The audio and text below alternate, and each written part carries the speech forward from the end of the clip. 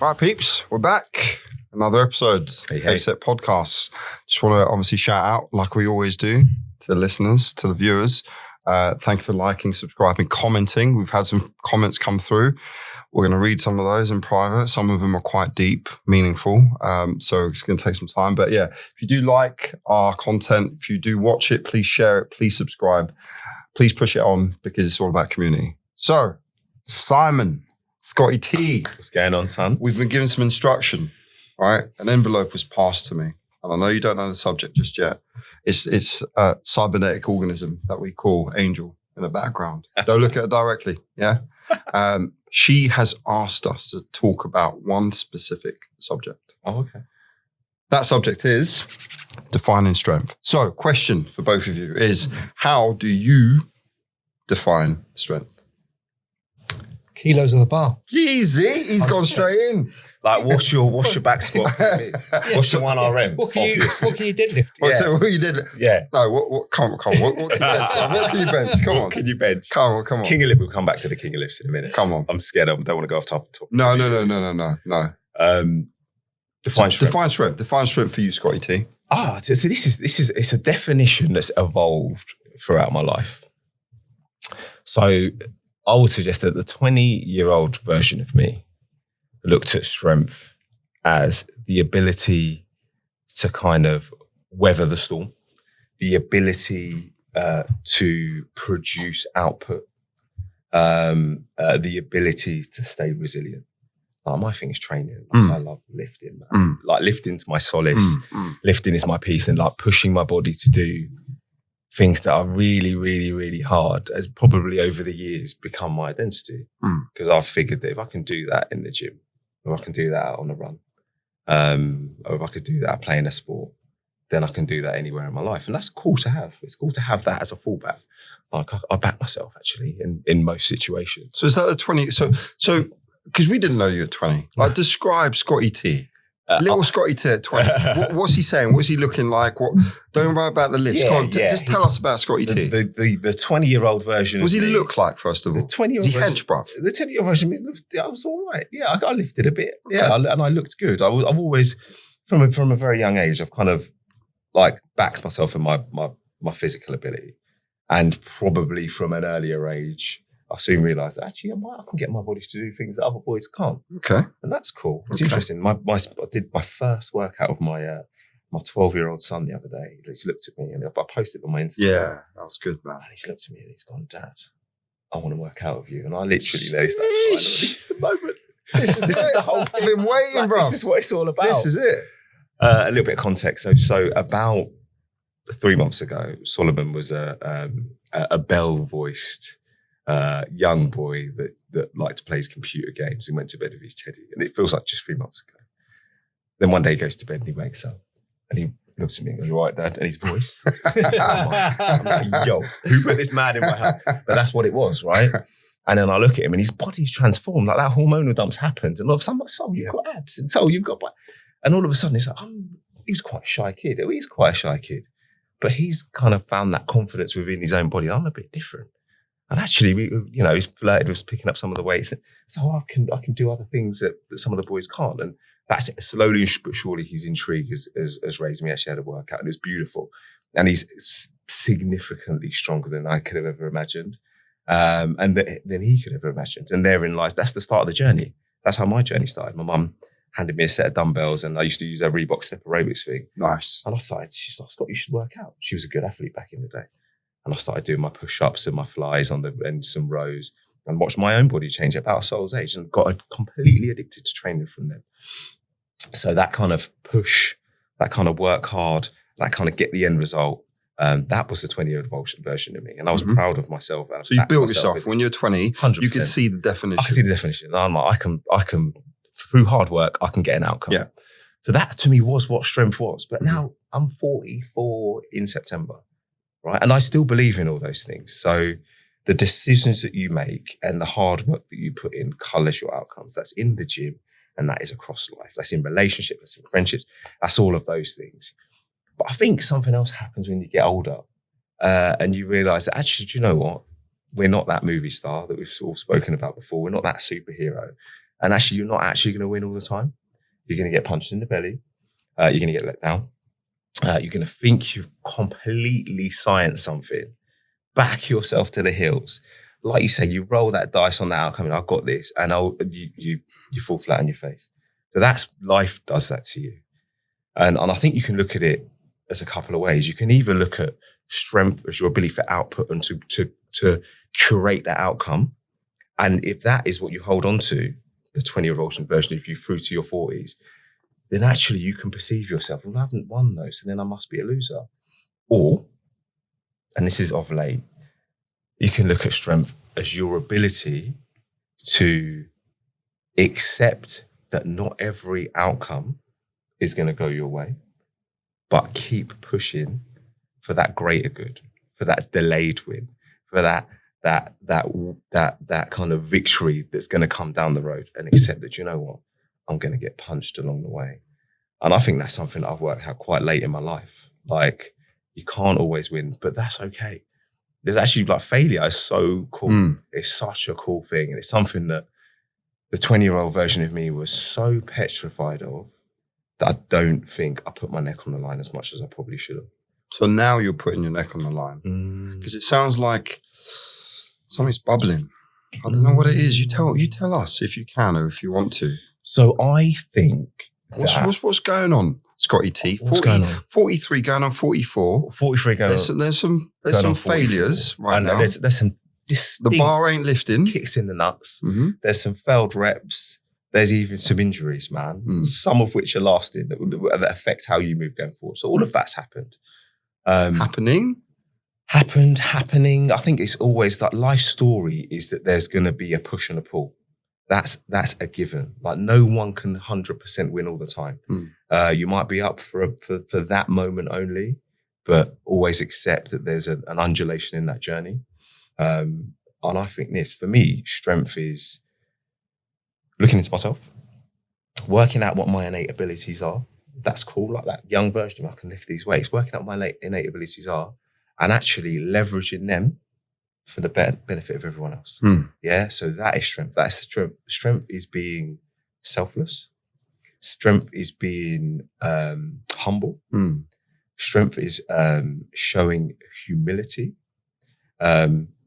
Because with the courage to have empathy, to consider others' position, and to look at your own self and think, this is what I've got, and I can play that hand for the collective win, then everyone benefits. So that's kind of where I am on my own journey. So you're feeling strong at the moment? I am feeling, oddly, whilst life is very much moving targets, we had a very frank conversation before this chat off camera, and I'm not going to pretend that I've got control of all the variables in my life. I most definitely don't.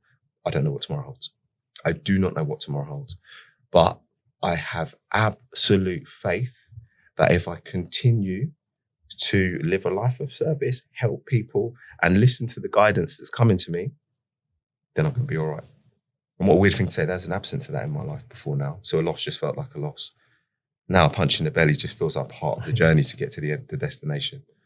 And I kind of would love to use this platform to encourage others to kind of lean into the same. You know, we've all got that innate voice in us. We've all got doubt. We've all got that voice that says push on. And just through being selfless and trying to like serve others, putting other people before you, looking at what you can do to benefit the room that you're in, I think that we can all win. So just for me, strength is about that, recognizing where my power is, recognizing where I can leverage that, accepting where I'm weak, but having faith in that positive outcome as long as I keep pushing. He's pondering. He's pondering. We'll come back to him, Si. Yeah. No, that's not about that. But no, it's powerful what you're saying. But we'll come back to you. There's some deepness. There's some deepness there. Yeah, there is. I think we need to in my life in a minute. 100%. You got me thinking though as well, because defining strength, right? There's so many different definitions of strength, and like you're saying, when you're younger, right? Look, I was boxing at 8-9 years old, and I was always sparring kids bigger than me, and I couldn't officially fight at that age. You had to be like 11 years old, but my dad would take me down to, there was like warehouses in Camden where you had like, proper boxing matches, you win a trophy and stuff like that, but, kind of non-regulated amateur boxing. Yeah. And I was doing that at a young age, right? So, 8, 9 years old, I was getting punched in the face and I kept coming back for more and was loving it. I wanted to knock everyone out, right? And I suppose I kind of didn't even realize, but then as a kid going off to school stuff, I was strong. I was a little kid. I was never I was like one of the short kids. Physically, I was strong and I was quick. And those things kind of defined me and who I was. Like, I spoke about before, because educationally, I was dyslexic. I had a lot of learning problems. And, but because I was the way I was and I was doing all the boxing and everything else, physically, I had a lot of strength. So I think strength defined me a little bit when I was a kid, because it was the one thing I had that a lot of people didn't. And even when I was at school, people would be kind of, man, look at your muscles. And I was like, this young kid. And it's interesting listening to Scotty there, because we've got like a gym set up at home, recently, like me and my wife we train together, but got the kids doing exercises, right?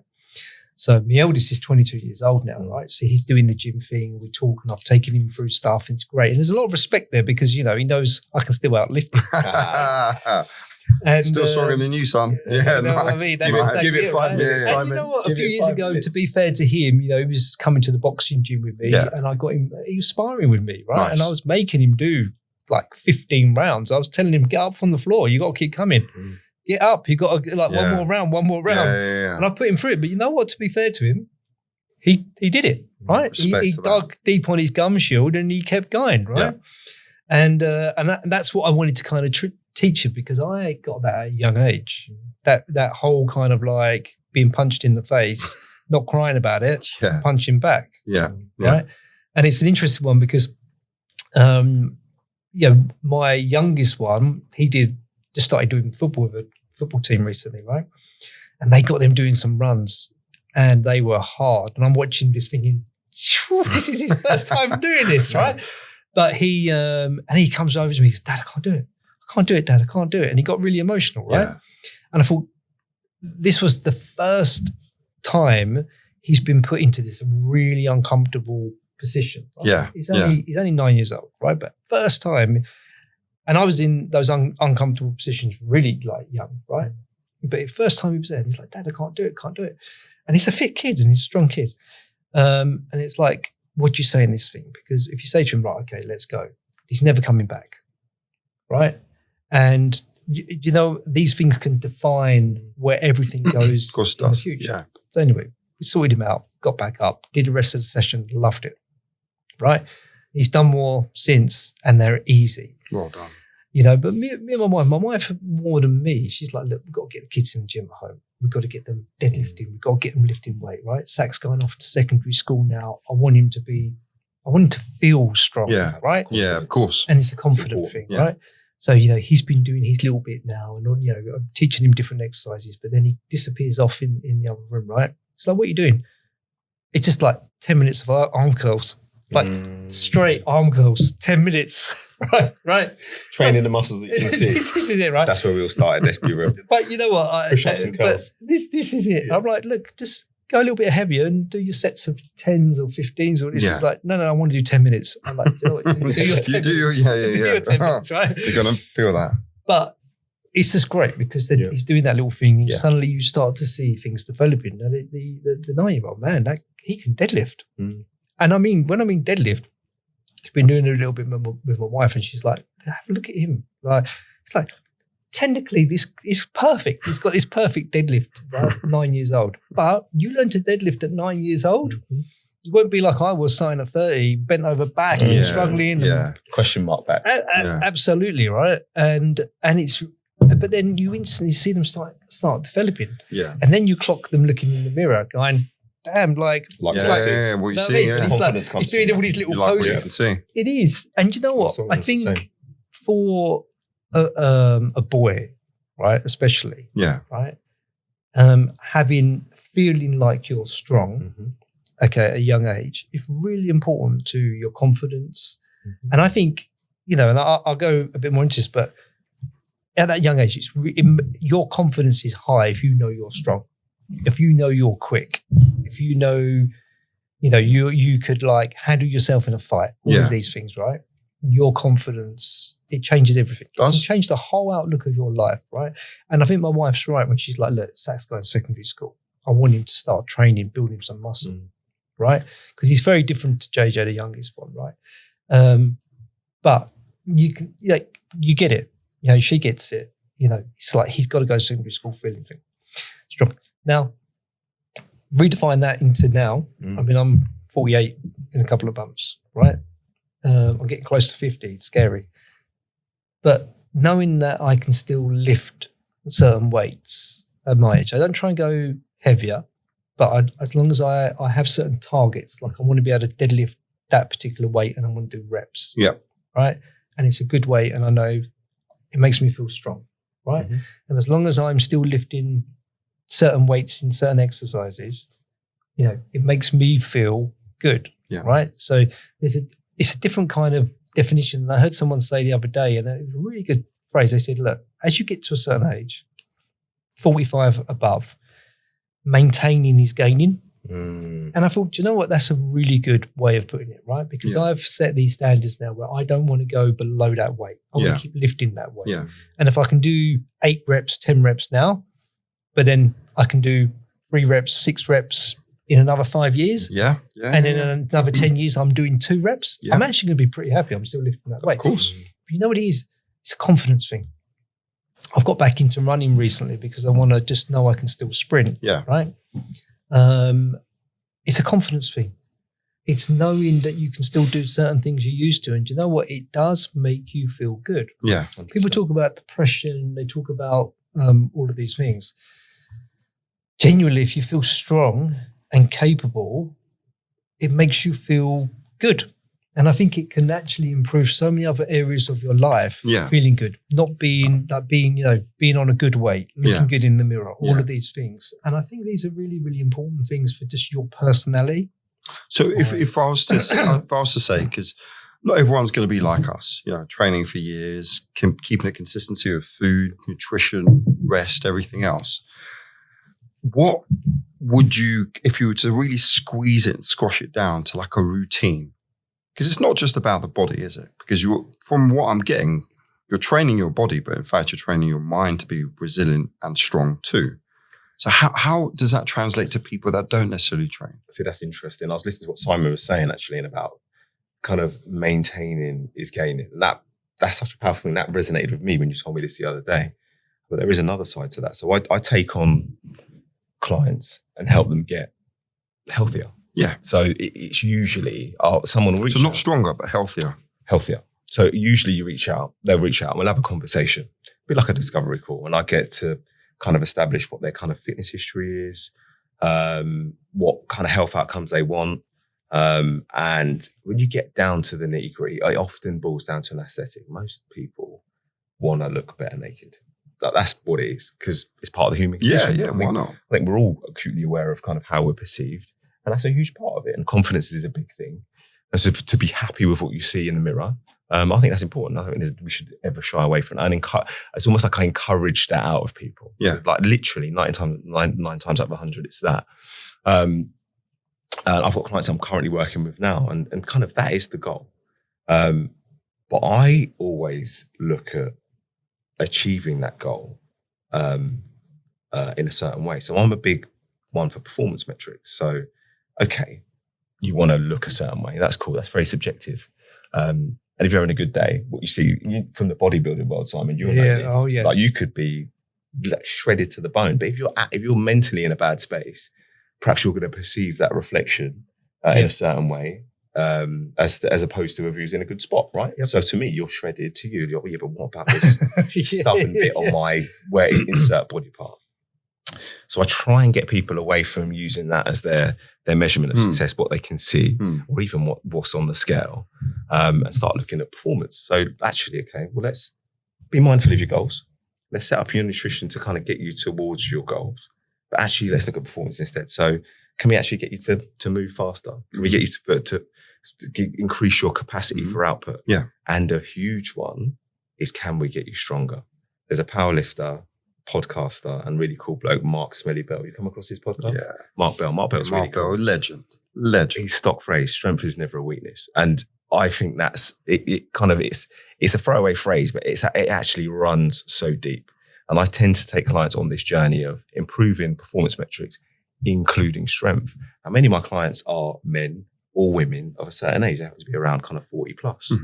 And you can still get stronger at that age, right? So this is to my point. So this maintaining, this gaining thing. So yeah, if you're us and you've been that 12-year-old kid and your mum's handed you a set of dumbbells or your dad's got a gym at home or you've kind of got into training at an early age and seen the benefits and you're naturally kind of innately good in that kind of physical field and you're good at sport, of course, it's easy to just keep going through life.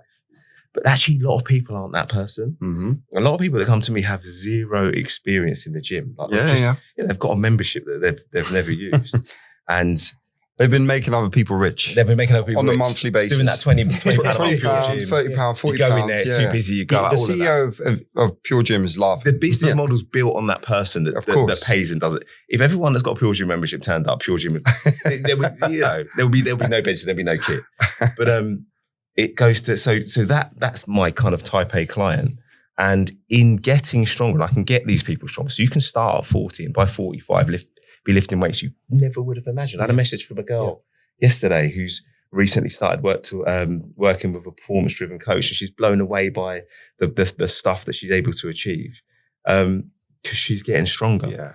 And that makes you feel good because you're achieving something, but bigger than that. So that feel-good factor is a fact that if you're stronger, healthier, you've got less body fat and more muscle, hormonally, your body is in a better position. So for men, your testosterone is naturally going to be higher. Yep.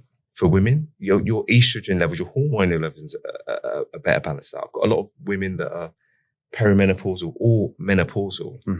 And a huge part of that is muscle atrophy.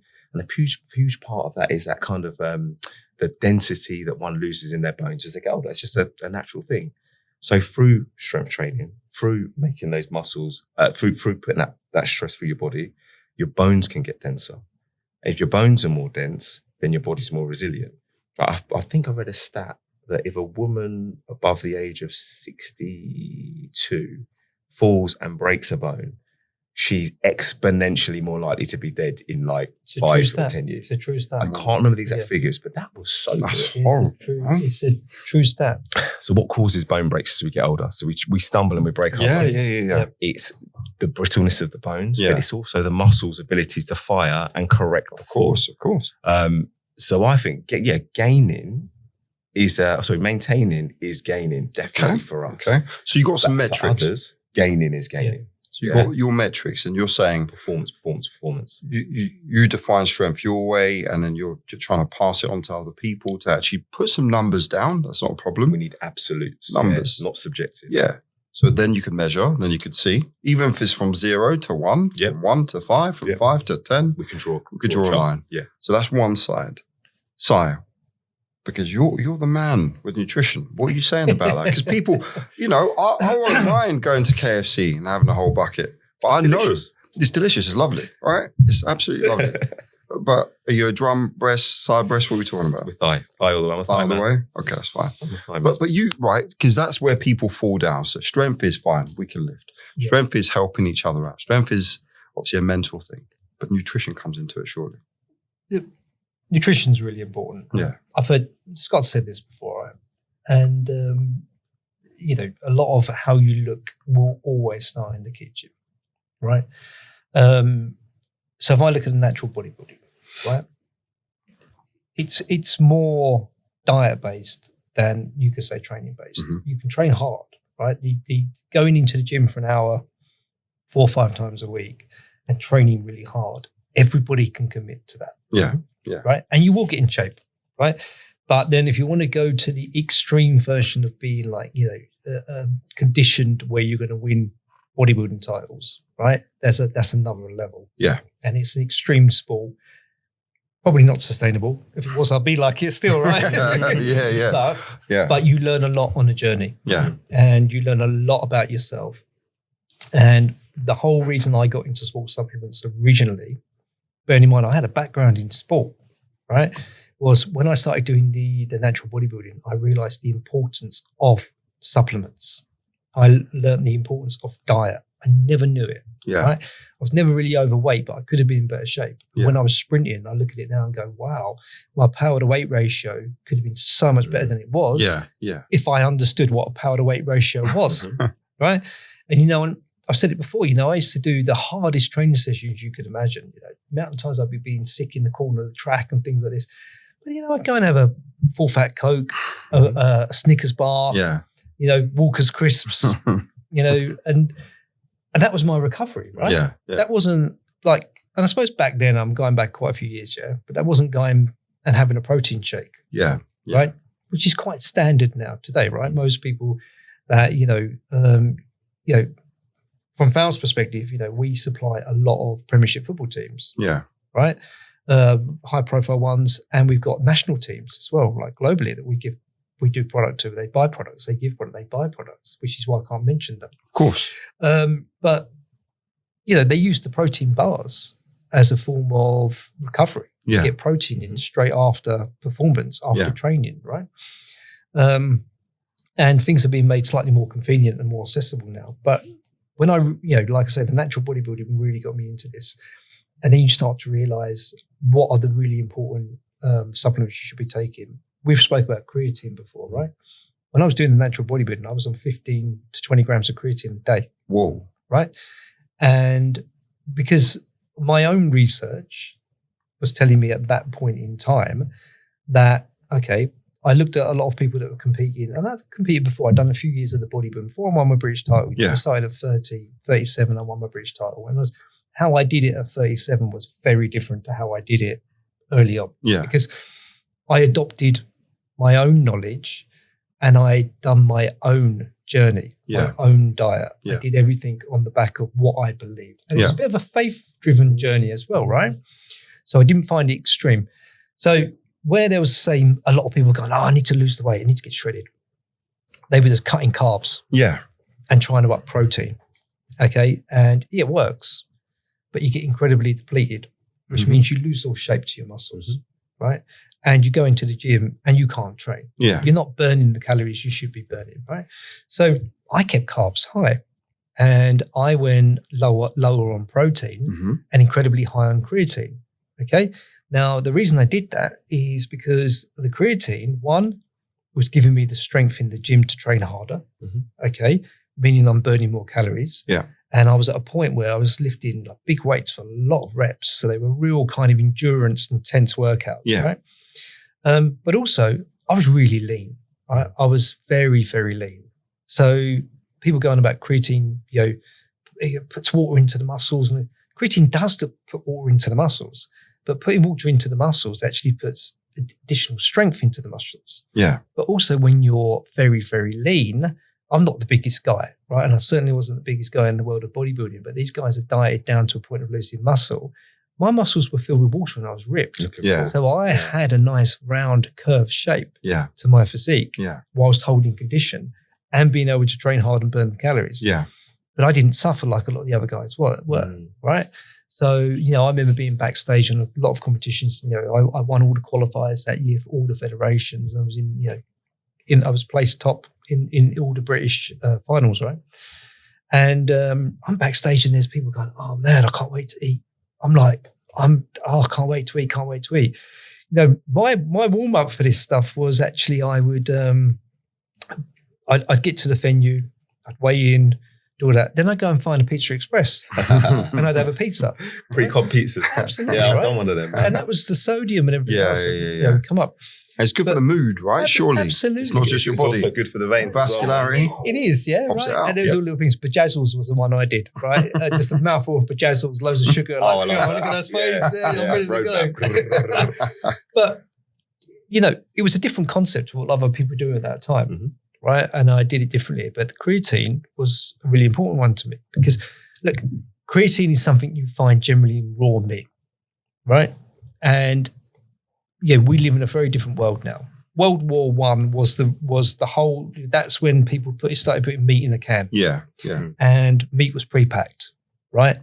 And that's how people started living a life, because it came convenient, accessible. You go in the supermarket and it just worked, right?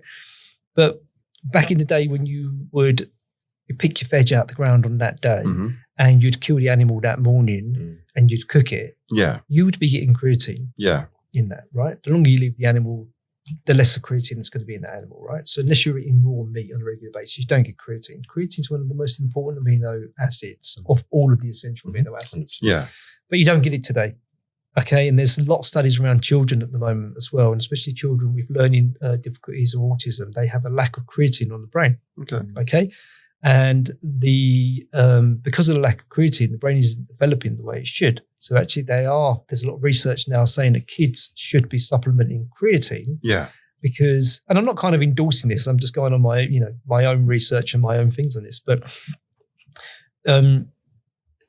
creatine helps brain development, right? So there's a lot of evidence now to say kids should be supplementing creatine. Yeah. So creatine should be a supplement that everybody has, because it's something that in a biblical diet, if you like, caveman diet, we would have got loads of creatine, which would have helped everything develop the way it was supposed to. We don't now. Yeah. Pretty much most of the stuff you buy in the supermarket has literally no creatine in it. A friend of mine who's a nutritional scientist, he wrote a study actually quite a few years ago, and his study was fruit and veg from the 70s versus fruit and veg of the 2020s. Yeah. And his results showed that there's 70% less vitamins and minerals in fruit and veg today than what it was in the 70s. Sheesh. Right? Because it's chemically grown. Yeah. So it grows to this size within a certain time period much quicker. But what you're actually doing is, you're getting a potato that's the same size as a normal potato, but you're not getting all the things you should from that potato. Force wrapped. So it's a very artificial kind of world we live in. Yeah. And what that has created is an element of you need to supplement to get certain things into your body, because you're not going to get everything you need from a modern day diet. Right. So from a fitness perspective, you should always try and get what you can get from food. Yeah. Okay. And it's always a food first approach. Yeah. But supplements are exactly what they say they are. They're to supplement what you can't get. And in today's world, and in the modern diet and the convenient world that we live in, you need supplements. Because you generally cannot get everything that you require or your body requires, and all the essential amino acids and vitamins and minerals that you should be putting into your body from a modern day diet. So supplements are incredibly important. And, when I go back to the bodybuilding side of it, obviously if you're on a calorie controlled diet, then you are reliant upon supplements. Yeah.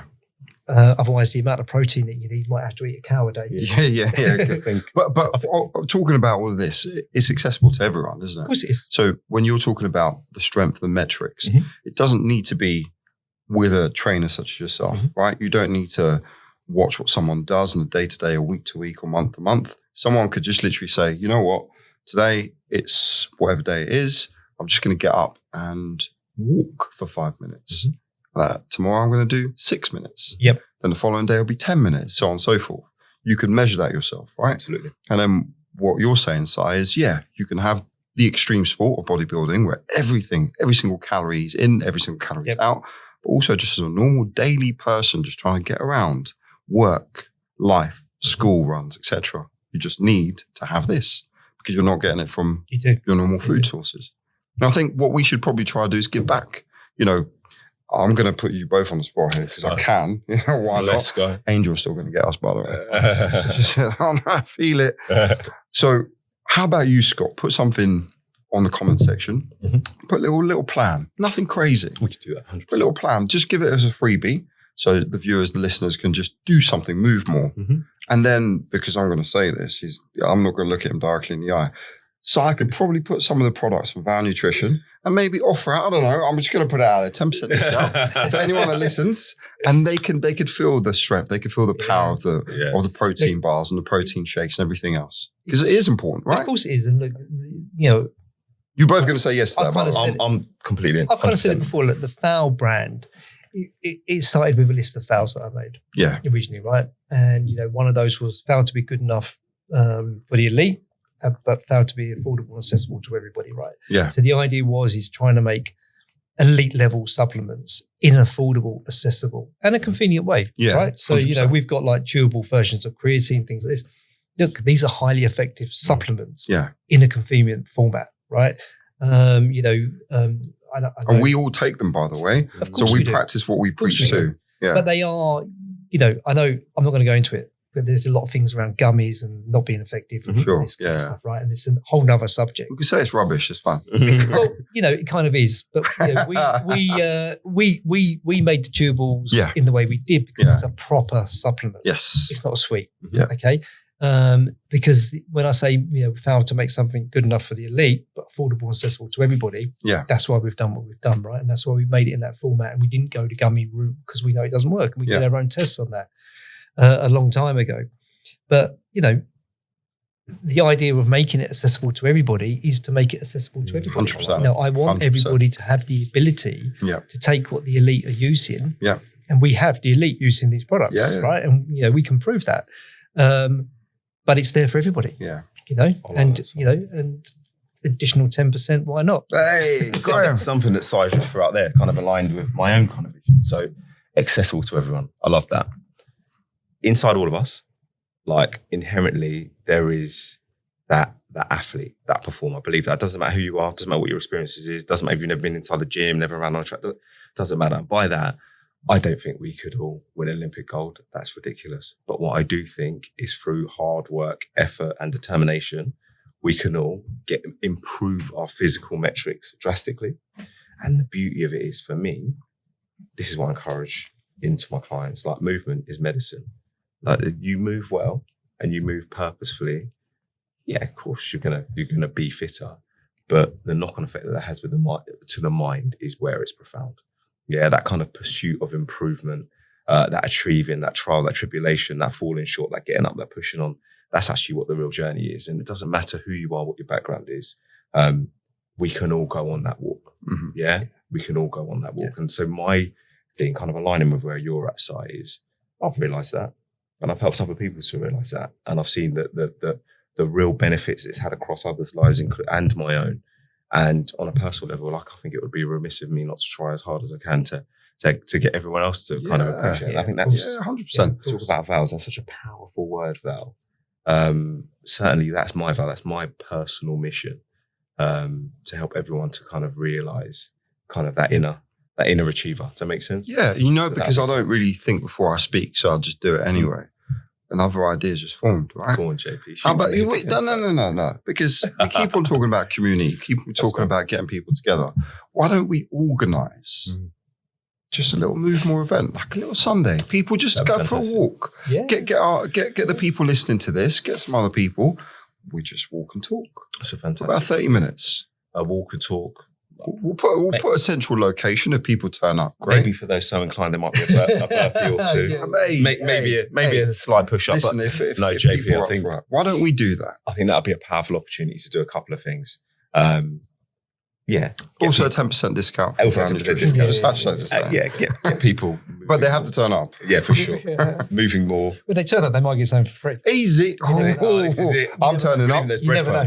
To get that to have a couple of I'm sure we can do something. Getting people moving more, getting people kind of invested in their own fitness. But again, we spoke about that community, that contact. And the thing that I think we really need to build is that touch point, that human interaction, that being able to kind of walk, talk, look people in the eye, egg each other on, have that banter. And I think that's a great place to start with creating that community. Yeah. That's strength, no? Yes, Scott. See, so I think, definition of strength is, 1 rep max.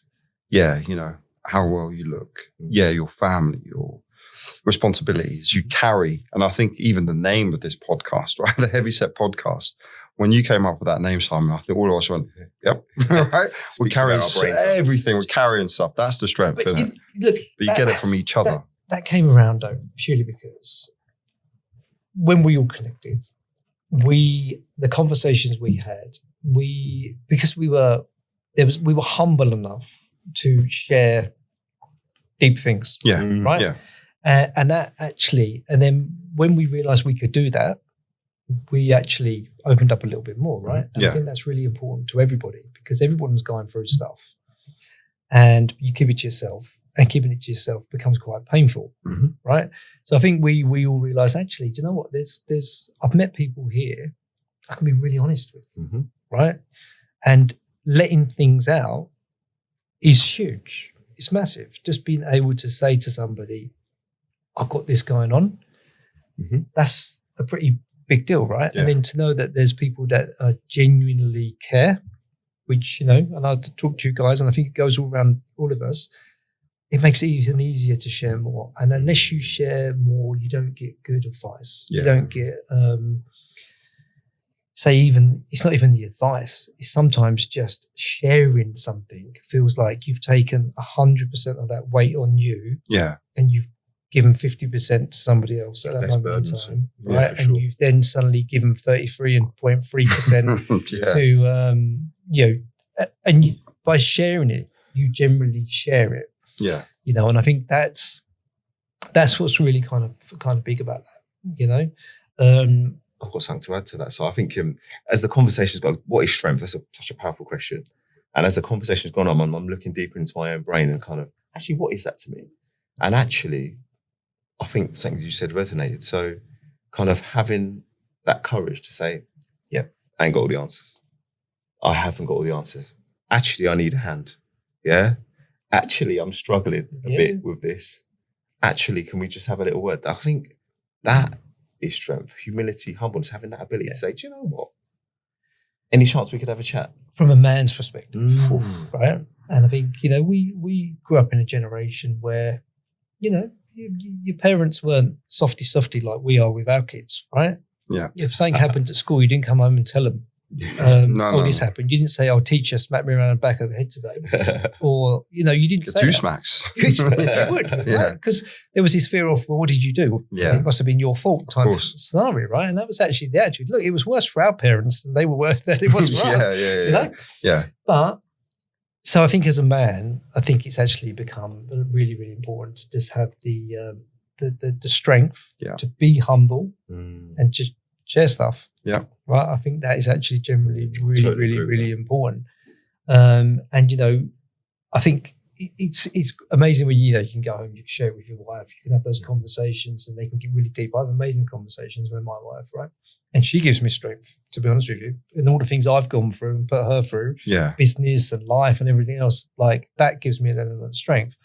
But it's a different type of strength. Yeah. And I think there's, you know, that's giving you strength, but then it's also being strong enough to share things and be humble with other people, because we all worry as men, oh, what do people think of me? Of course. If people think I'm skint or broke or got no money or I've lost this and I've lost that and I'm living here, living there. Yeah. There's this embarrassment of you failed as a man. Of course. And the older you get, the harder that can be. Yeah. Right? Because the older you get, the more you believe you should be at a certain point in life. 100%. Yeah. Because 100%.